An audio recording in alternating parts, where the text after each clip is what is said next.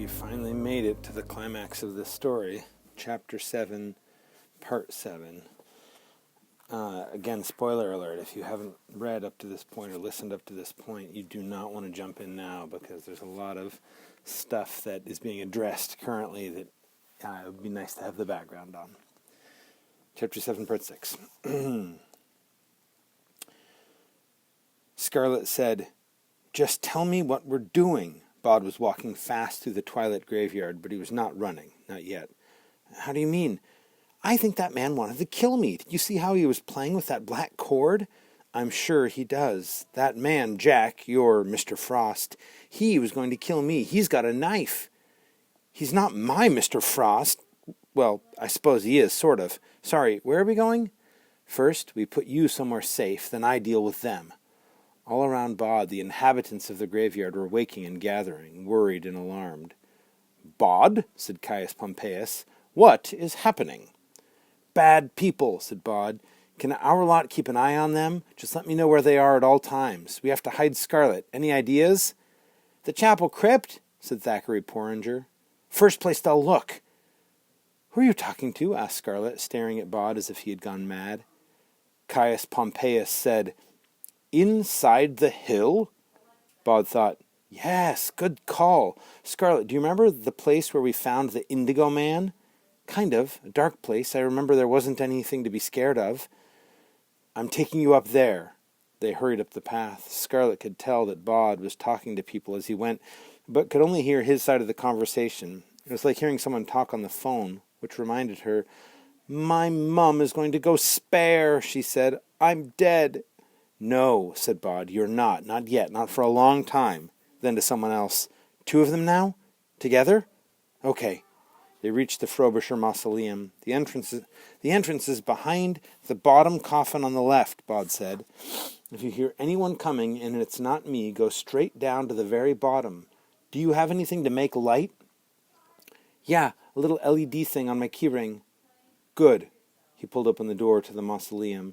"And be careful, don't trip or anything." "Where are you going?" asked Scarlet. "This is my home," said Bod. "I'm going to protect it." Scarlet squeezed the LED keyring and went down on her hands and knees. The space behind the coffin was tight, but she went through the hole into the hill and pulled the coffin back as best she could.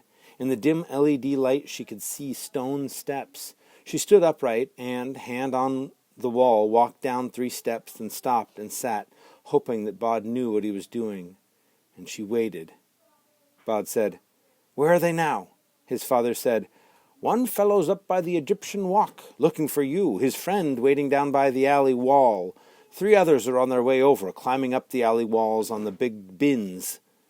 I wish Silas was here. He'd make short work of them. Or Miss Lepescu." "You don't need them," said Mr. Owens encouragingly. "Where's Mum?" "Down by the alley wall." "Tell her I've hidden Scarlet in the back of the Frobisher's place. Ask her to keep an eye on her if anything happens to me." Bod ran through the darkened graveyard. The only way into the northwest part of the graveyard was through the Egyptian Walk, and to get there he would have to go past the little man with the black silk rope, a man who was looking for him and who wanted him dead. He was nobody Owens, he told himself. He was a part of the graveyard. He would be fine. He nearly missed the little man, the Jack called Ketch, as he hurried into the Egyptian Walk. The man was almost part of the shadows. Bod breathed in, faded as deeply as he could fade, and moved past the man like dust blown on an evening breeze. He walked down the green-hung length of the Egyptian Walk, then, with an effort of will, he became as obvious as he could, and kicked at a pebble. He saw the shadow by the arch detach itself and come after him, almost as silent as the dead. Bod pushed through the trailing ivy that blocked the walk and into the northwest corner of the graveyard. He would have to time this just right, he knew. Too fast and the man would lose him. Yet if he moved too slowly, a black silk rope would wrap itself around his neck, taking his breath with it and all his tomorrows. He pushed noisily through the tangle of ivy, disturbing one of the graveyard's many foxes, which sprinted off into the undergrowth. There was a jungle here of fallen headstones and headless statues, of trees and holly bushes, of slippery piles of half-rotted fallen leaves, but it was a jungle that Bod had explored since he was old enough to walk and to wander. Now he was hurrying carefully, stepping from root tangle of ivy to stone to earth, confident that this was his graveyard. He could feel the graveyard itself trying to hide him, to protect him, to make him vanish, and he fought it, worked to be seen. He saw Nehemiah Trot and hesitated. "Holla, young Bod," called the poet. "I hear that excitement is the master of the hour, that you fling yourself through these dominions like a comet across the firmament. What's the good word, good Bod?" "Stand there," said Bod, "just where you are. Look back the way I came. Tell me when he comes close." Bod skirted the ivy-covered Carstairs grave, and then he stood, panting as if out of breath, with his back to his pursuer, and he waited. It was only a few seconds, but it felt like a small forever. "He's here, lad," said Nehemiah Trot, "about 20 paces behind you." The jack called Ketch saw the boy in front of him. He pulled his black silk cord tight between his hands. It had been stretched around many necks over the years, and had been the end of every one of the people it had embraced. It was very soft, and very strong, and invisible to X-rays. Ketch's mustache moved, but nothing else. He had his prey in his sight, and did not want to startle it. He began to advance as slow as a shadow. The boy straightened up. Jack Ketch darted forward, his polished black shoes almost soundless on the leaf mold. "He comes, lad," called Nehemiah Trot. The boy turned around, and Jack Ketch made a leap towards him. And Mr. Ketch felt the world tumbling away beneath him. He grabbed at the world with one gloved hand, but tumbled down and down into the old grave, all of 20 feet before crash landing on Mr. Carstairs' coffin, splintering the coffin lid and his ankle at the same time. "That's one," said Bod, calmly, although he felt anything but calm. "Elegantly accomplished," said Nehemiah Trot. "I shall compose an ode. Would you like to stay and listen?" "No time," said Bod. "Where are the other men?" Euphemia Horsefall said, "3 of them are up on the southwestern path leading up the hill." Tom Sands said, "And there's another right now. He's just walking around the chapel. He's the one who's been all around the graveyard for the last month. But there's something different about him." Bod said, "Keep an eye on the man with Mr. Carstairs, and please apologize to Mr. Carstairs for me." He ducked under a pine branch and loped around the hill on the paths when it suited him, off the paths, jumping from monument to stone when that was quicker. He passed the old apple tree. "There's 4 of them still," said a tart female voice. "4 of them, and all killers. And the rest of them won't all of them fall into open graves to oblige you." "Hello, Liza. I thought you were angry at me." "I might be and I mightn't," she said, nothing more than a voice. "But I'm not going to let them cut you up, nohow." "Then trip them for me. Trip them and confuse them and slow them down. Can you do that?" "While you runs away again. Nobody owns, why don't you just fade and hide in your mam's nice tomb, where they'll never find you, and soon enough Silas will be back to take care of them." "Maybe he will and maybe he won't," said Bod. "I'll meet you by the lightning tree." "I'm still not talking to you," said Liza Hempstock's voice, proud as a peacock and pert as a sparrow. "Actually, you are. I mean, we're talking right now." "Only during this emergency. After that, not a word." Bod made for the lightning tree, an oak that had been burned by lightning 20 years ago and now was nothing more than a blackened limb clutching at the sky. He had an idea.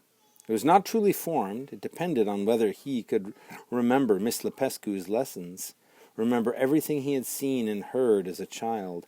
It was harder to find the grave than he had expected, even looking for it, but he found it, an ugly grave, tipped at an odd angle, its stone topped by a headless, water-stained angel that had the appearance of a gargantuan fungus. It was only when he touched it and felt the chill that he knew it for certain. This is the second time he's gone back to a place that we know about from before. If you remember, he fell down that same grave when he was small and twisted his ankle, and the Dr. Carstairs, who was at the bottom, the one coffin in that mass grave, examined his ankle and helped him get out of the grave. But I'm wondering if that's how he's going to get rid of these jacks, is by one, revisiting places that he's been before, and I wonder what will come next. So now he's at the... Do you remember? I'll wait. You can see. "You've not faded," said Liza's voice. "Anyone could find you." "Good," said Bod. "I want them to find me." "More know Jack Fool than Jack Fool knows," said Liza. The moon was rising. It was huge now and low in the sky. Bod wondered if it would be overdoing it if he began to whistle. "I can see him!" A man rushed towards him, tripping and stumbling, 2 other men close behind. Bod was aware of the dead clustered around them, watching the scene, but he forced himself to ignore them. He made himself more comfortable on the ugly grave. He felt like the bait in a trap, and it was not a good feeling. The bull-like man was the first to reach the grave, followed closely by the man with the white hair who had done all the talking, and the tall, blond man. Bod stayed where he was. The man with the white hair said, "Ah, the elusive Dorian boy, I presume. Astonishing! There's our Jack Frost hunting the whole world over, and here you are, just where he left you 13 years ago." Bod said, "That man killed my family." "Indeed he did." "Why?" "Does it matter? You're never going to tell anyone." "Then it's no skin off your nose to tell me, is it?" The white-haired man barked a laugh. "Ha! Funny boy! What I want to know is, how have you lived in a graveyard for 13 years without anyone catching wise?" "I'll answer your question if you answer mine." The bull-necked man said, "You don't talk to Mr. Dandy like that, little snot. I'll split you, I will." The white-haired man took another step closer to the grave. "Hush, Jack Tar. All right, an answer for an answer. We, my friends and I, are members of a fraternal organization known as the Jacks of all trades, or the Knaves, or by other names. We go back an extremely long way. We remember things that most people have forgotten. The old knowledge." Bod said, "Magic. You know a little magic?" The man nodded agreeably. "If you want to call it that, but it's a very specific sort of magic. There's a magic you take from death. Something leaves the world, something else comes into it." "You killed my family for what? For magic powers? That's ridiculous." "No, we killed you for protection. Long time ago, one of our people, this was back in Egypt in pyramid days, he foresaw that one day there would be a child born who would walk the borderland between the living and the dead. That if this child grew to adulthood, it would mean the end of our order and all we stand for. We had people casting nativities before London was a village. We had your family in our sights before New Amsterdam became New York. And we sent what we thought was the best and the sharpest and the most dangerous of all the Jacks to deal with you, to do it properly so we could take all the bad juju and make it work for us instead, and keep everything tickety-boo for another 5,000 years. Only he didn't." Bod looked at the 3 men. "So, where is he? Why isn't he here?" The blond man said, "We can take care of you. He's got a good nose on him, has our Jack Frost. He's on the trail of your little girl-friend. Can't leave any witnesses, not to something like this." Bod leaned forward, dug his hands into the weed grass that grew on the unkempt grave. "Come and get me," was all he said.